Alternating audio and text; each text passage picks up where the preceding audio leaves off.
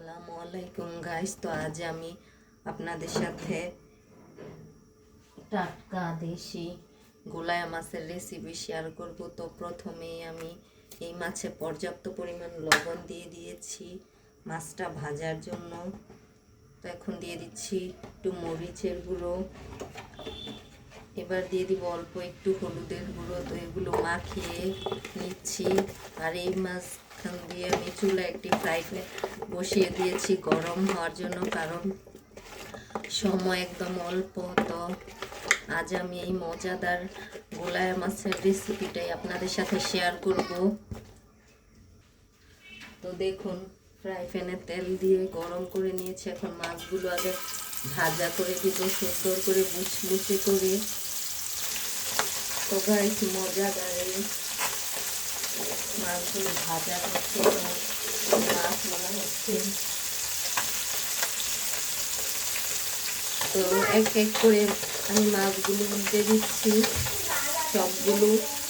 এই মাছ অনেকেই আছে যে কাঁচা রান্না করে, তো আমাদের বাসায় কাঁচা মাছ কেউ পছন্দ করে না।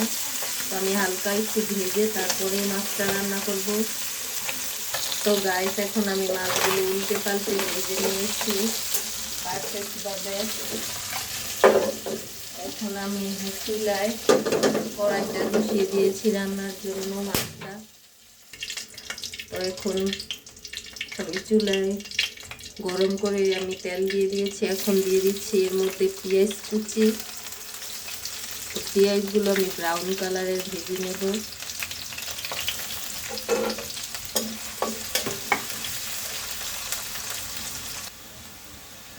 তো গাইস, দেখুন আমি পেঁয়াজগুলো ব্রাউন কালারের করে ভেজে নিয়েছি।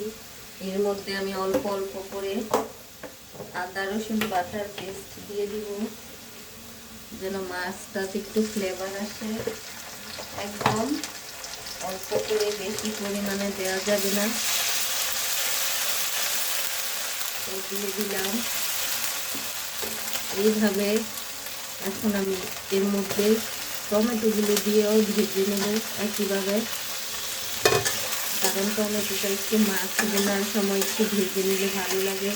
সেই সাথে আমি মরিচ কুচিগুলোও দিয়ে দিলাম। তো গাইস, টমেটোগুলো ভেজে নেওয়ার পর এখন আমি এর মধ্যে পানি দিয়ে দিচ্ছি।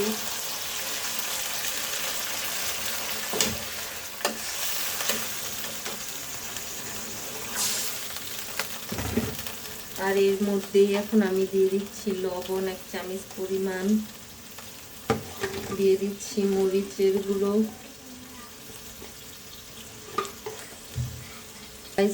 তো গাইস, এখানে আমি হলুদ মরিচের গুঁড়ো, ধনিয়া জিরে গুঁড়ো দিয়ে দিয়েছি।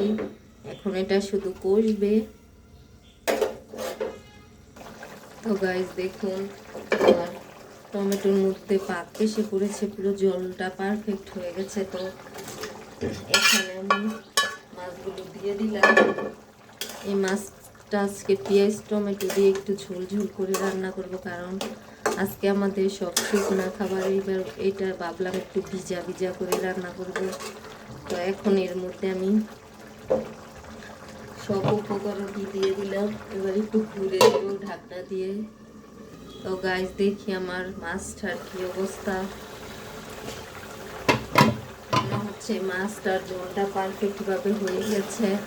তো এখন আমি চুলার লাইনটা অফ করে দিচ্ছি। এই যে দেখুন কত সুন্দরভাবে হয়ে গেছে, একদম ঝোল ঝোল মাছ পোড়া।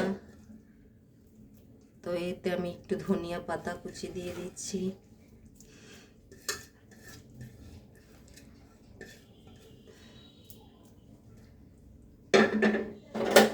তো আজকে তৈরি হয়ে গেল আমার মজাদার ঘোলায়া মাছ বোনা।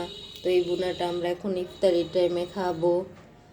তো আমার চ্যানেলে এরকম নতুন নতুন রেসিপি পেতে আমার ভিডিও ফলো করুন। তো এতক্ষণ সাথে থাকার জন্য ধন্যবাদ। আসসালামু আলাইকুম।